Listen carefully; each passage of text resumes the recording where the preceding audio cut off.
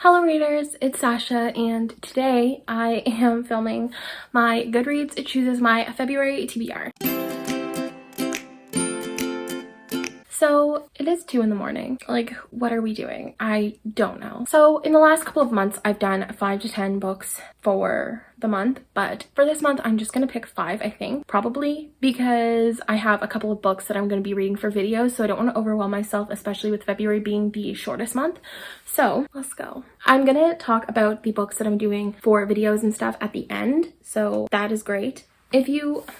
What are we doing? Goodreads Chooses My TBR is my TBR game where I put all of the books that I have on my want to read list into a random number generator, and I read the first 5 numbers that come up that correspond to the books. Does that make sense? Sure, hopefully. All right, we're recording. So I have done something a little bit different than I would typically do when I started doing the Goodreads Chooses My TBR a while ago.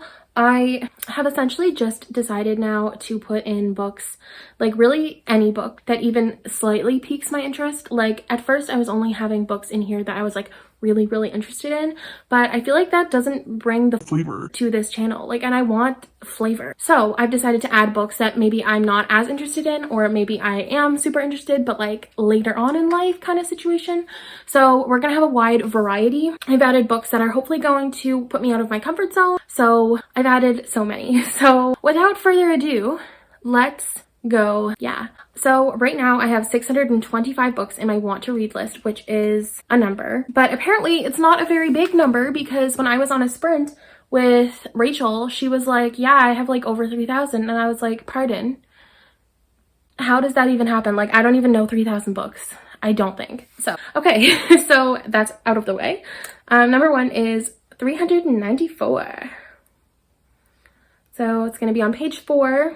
Oh, that's still page 1. That's awkward. Okay, page 4, and we're gonna go down to the bottom. 94. Oh my god, shut the fuck up.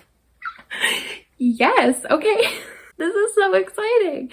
I got the Unhoneymooners, which is a book that I had in my 10 books I need to read in 2021. So that's rad. Oh my god.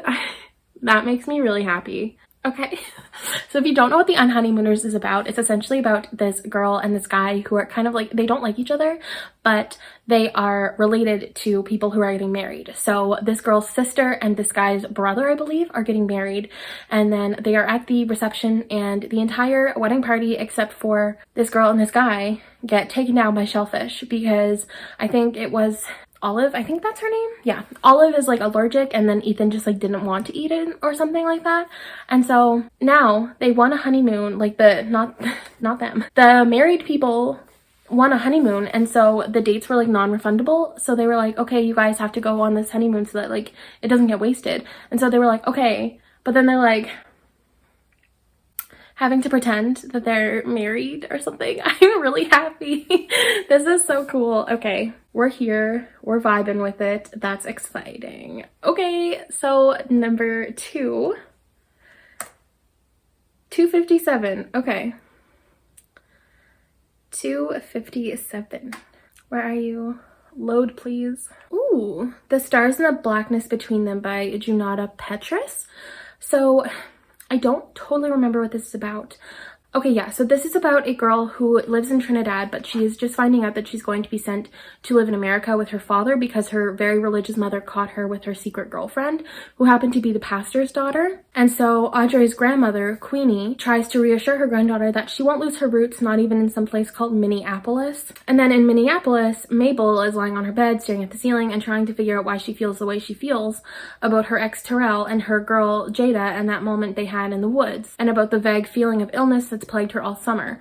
So her father announces that his best friend and his just arrived from Trinidad daughter are coming for dinner, and then Mabel quickly falls hard for Audrey and is determined to take care of her as she tries to navigate the American school system. So a very contemporary, very highly rated LGBT book with people of color main characters. So that's exciting. I'm really happy. I type like a grandmother. Okay, shall we do 3? Let's go for a 3rd. 243. Okay, so I'm just going up slightly, which is exciting. And that is Sick Kids in Love by Hannah Moskowitz. Okay, So basically Isabel has this rule, and that is no dating. It's easier, it's safer, it's better for the other person because she has rheumatoid arthritis and she's sick. And that, if you don't know what rheumatoid arthritis is, it's a very, very painful form of arthritis. And it can be so difficult. Like, it can get to the point where your like joints start to not work, and it's just like, I don't know how to describe it properly, but like it's really painful. But then she meets another sick kid, and he's got a chronic illness Isabel has never heard of, and he understands what it means to be sick, and he understands her more than her healthy friends, and she just starts to find this love. And I think this is going to be really good. When I heard that it had some sort of chronic illness representation, I was very excited, as well as some arthritis representation, which I know is like not like a category really, but I think it's nice to have people seen who aren't necessarily always seen, because when have we ever had another book with an arthritis represented main character in YA, even though arthritis does happen more to older people than younger, but it still happens. So this is going to be really exciting. I'm really happy to be reading this. So book 4, 61. Okay. I'm interested to see, because that'll be on page 1. So there is a chance that I own this, but at this point, I don't know. So it's possible, but who knows? All right. So 61 is going to be Ash Princess, which is part of the Ash Princess trilogy by Laura Sebastian. So this is going to be great. I just bought this, I think, in May, so that's going to be exciting. So this is basically about a girl whose country was invaded when she was 6, and she is like the princess, and the person who took over like keeps her locked up in the kingdom and uses her as leverage because the people in that kingdom don't want to see their princess hurt. So this guy, this evil man, uses her as like bait, but she just wants to kill him, I think. And I own this, and that's going to be really exciting because I think it's going to be good. And that's that. I just really like kingdom stories in young adult. I find they're either very hit or miss, but lately when I'm thinking of a fantasy that I want to read, because I'm still trying to get back into the fantasy world, I think of princesses and kingdoms and stuff like that. I feel like that's what is going to get me more interested. So I'm very excited to read this, and I've heard very mixed things about it. Like, I've definitely heard people say they loved it, and I've heard a lot of people say they didn't love it. So I'm interested to see where I lie, because my views apparently contradict what everybody else says. Like, I love books that people hated, and I hate books that people loved. So I'm just all over the place. And the final book for February is 132. Okay. Are we going to load? So 132 is going to be Long Bright River by Liz Moore, which is, I think it's an adult book. I think it's a mystery. Oh yeah, okay, so this actually sounds really interesting. So this is basically about 2 sisters, one who lives on the streets and who is battling with addiction, and the other who is a police officer who walks the same streets, but as a police officer. And they don't speak anymore, but the police officer, she doesn't stop worrying about her younger sister, I think it is. But then her sister disappears, and it's at the same time that a mysterious string of murders begins within that district, and Mickey becomes really obsessed with finding the culprit and her sister before it's too late, like almost borderline dangerously obsessed. So this kind of sounds like an episode of Criminal Minds, and that just makes me very excited. So I love to see it.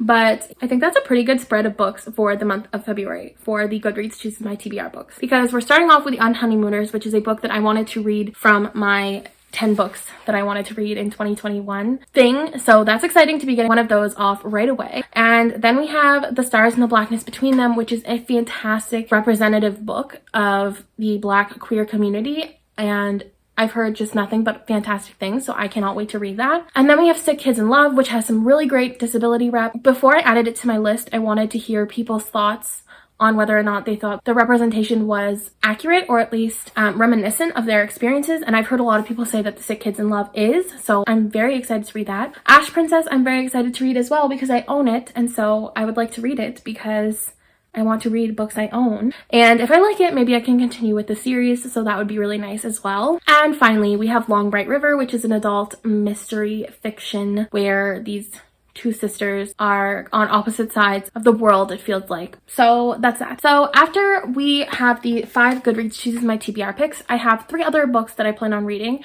The first is going to be Jane Eyre by Charlotte Bronte. And Bronte, I still don't know how to say her name. Still don't know what Jane Eyre is about. I think it's about a girl who goes to work in a guy's manor and she ends up falling in love with this guy, but this guy is like not who he seems to be, I think is kind of like the vibe. But I'm doing a reading vlog where I read my first classic as an adult, and I wanted that to be Jane Eyre because A, I found a very pretty copy of it for very cheap, and B, I think that that is the one that interests me the most given what I've heard other people say. So I'm reading that one, and then I'm also going to be reading The Fifth Wave again for the 3rd time in my life by Rick Yancey. And yes, I've heard very problematic things about Rick Yancey, so I'm not purchasing the book again. I'm getting it through my library, but I'm going to be doing kind of like a book/film analysis and comparing the two to one another and see where I like certain parts of the book versus certain parts of the movie and vice versa. So that's exciting.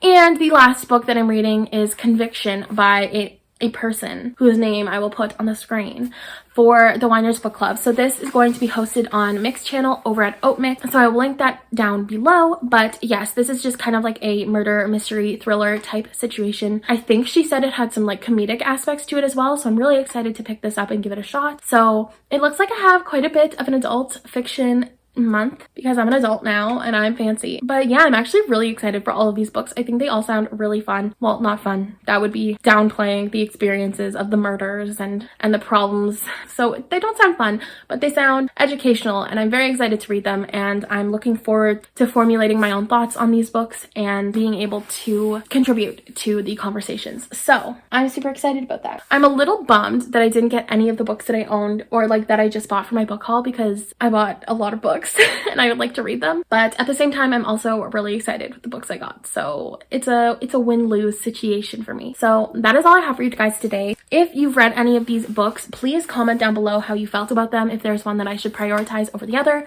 because I don't know what I want to read when I read it. It's just kind of like a who knows. But yeah, let me know if you guys have read these, if you liked them, if you didn't. And of course, please do not forget to like, comment, and subscribe for more content. I do post twice a week.